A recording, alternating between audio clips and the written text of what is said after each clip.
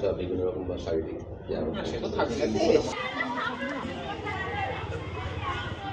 হ্যাঁ, পুলিশি নিরাপত্তায় এসেছি, নাহলে তো আমাদের পক্ষে আসা সম্ভব না। এই মুহূর্তে যা পরিস্থিতি খুব ভয়ানক ব্যাপার। আমাদের মানসিক ট্রমা থেকে আমরা নিজেরাও কাটিয়ে উঠতে পারিনি এবং ছাত্রছাত্রীরাও কিন্তু এর থেকে বেরোতে পারেনি সম্পূর্ণভাবে। তারাও কিন্তু এই মুহূর্তে খুব খারাপ অবস্থার মধ্যে দিয়ে চলছে।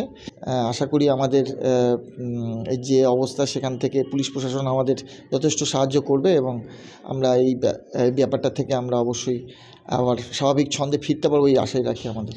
এবং আমাদের সঙ্গে উনি বললেন যে আলোচনা করলেন, বসলেন এবং সবথেকে বেশি যেটা এমফাসিস করেছেন যে to bring back the normalcy in the school, যাতে কিনা স্টুডেন্টদের এবং আসন্ন মাধ্যমিক পরীক্ষা 2024-এ আমাদের স্কুলের সিট পড়ে সেটাতে যাতে কোনো রকম অসুবিধে না হয়, সেটার জন্য আগামীকাল আমাদের সঙ্গে কয়েকজনের সঙ্গে বিডিও তার অফিসে একটা মিটিং করবেন।